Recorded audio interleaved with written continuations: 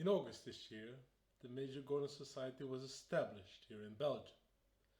The society dedicates itself to the life and service of Major Gordon, who was an energetic, honourable Scottish officer and gentleman.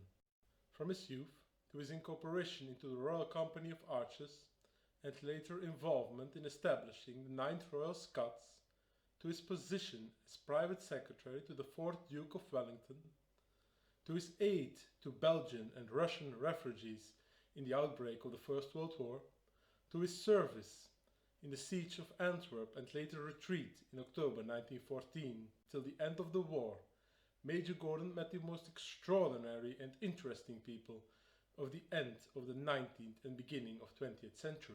One of them is a man we Belgians know quite well. King Albert I of Belgium met with Major Gordon in the Belgian town of La Panne and made him his king's messenger from 1914 to 1922, a position Major Gordon accepted with great proudness and devotion. In his book, Major Gordon said, "A fortunate opportunity shortly occurred to revive my spirits and to give me hopes of some sort of employment again overseas. I received word from a member of the Belgian royal household to do something in England for their majesties and then travel to where the king and queen were, namely at the small seaside resort of La Panne. After his arrival, he said, I was asked if I could undertake the duties of Belgian king's messenger. I joyfully consented at once, feeling intensely proud to act as such." But who was Major Gordon? Archibald Alexander Gordon was born in 1867 in the Scottish town of Bridge of Allen. He grew up with two older brothers, a younger brother, and two sisters. His older brother William will earn the Victoria Cross while serving with the Gordon Highlanders during the Second Boer War, where he made a daring attempt to regain the cannons of the regiment under intense, accurate enemy fire. Major Gordon's father died unexpectedly in January 1873, and his mother decided to move the family to Switzerland. Here Major Gordon had the opportunity to meet the great British Major General Charles George Gordon.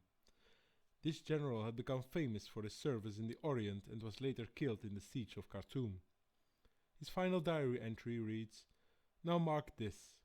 If the expeditionary force, and I ask for no more than 200 men, does not come in 10 days, the town may fall, and I have done my best for the honor of our country. Goodbye." This dignity and modesty of this brave man will reflect later upon Major Gordon's service in the Great War. After his return from Switzerland, Major Gordon travelled around the world, and on his return met his beloved wife, Lizzie Maud Smith, who he married in 1892. The next year the couple received their twin, Archibald and William.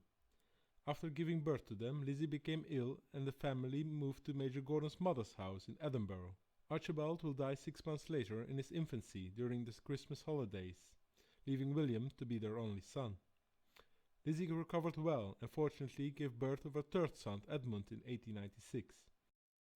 The same year, Major Gordon was incorporated into the Royal Company of Archers and a lead bodyguard of the British monarch in Scotland.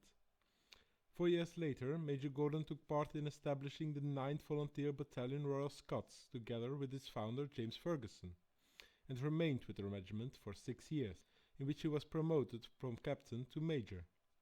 In 1906 he received his position as private secretary to the 4th Duke of Wellington and moved the family to London, where he had the privilege to stay most of the time at Apsley House and became the curator of the Duke's private museum, the Waterloo Gallery.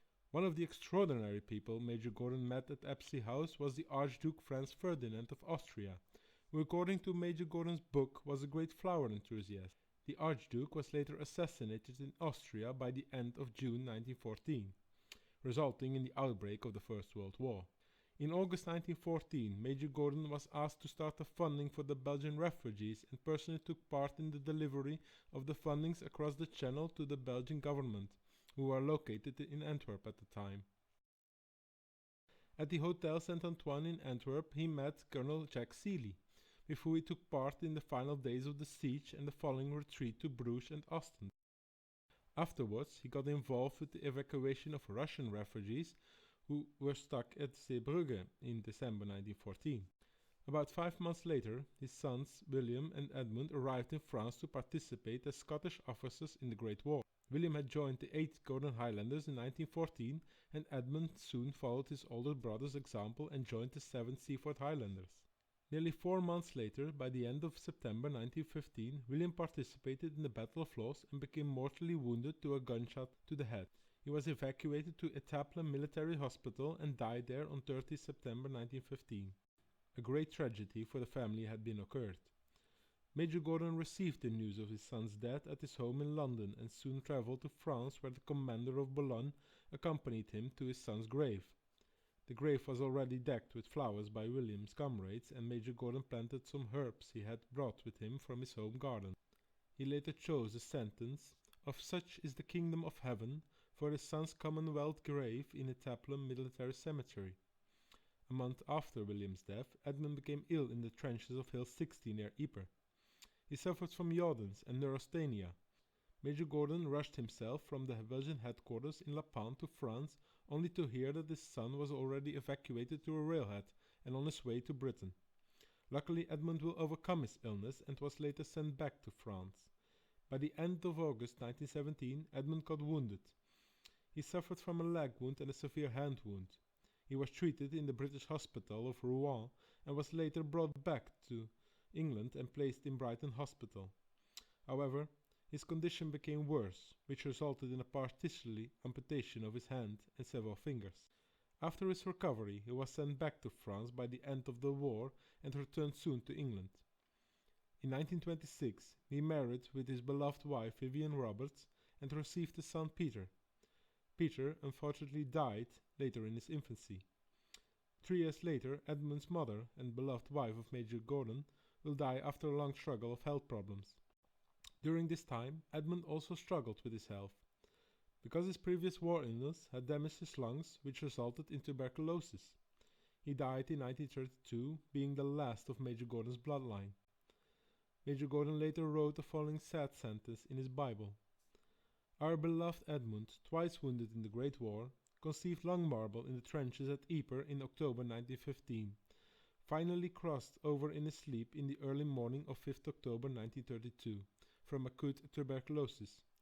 He lies beside his little son Peter in North Sheen Cemetery near London. And thus our family ends." Major Gordon spent the remaining days of his life by traveling, gardening, serving the British Legion, and his book Culled from a Diary was published in 1941. Major Gordon died 8 years later in 1949. Sadly, the story of Major Gordon is unknown to my fellow countrymen, which is a pity and a shame. In fact, I never heard of him about a year ago. But that means that the legend of Major Gordon can only be grown to us. And that his names and deeds, together with his family, will always be part in the legends of King Albert of Belgium.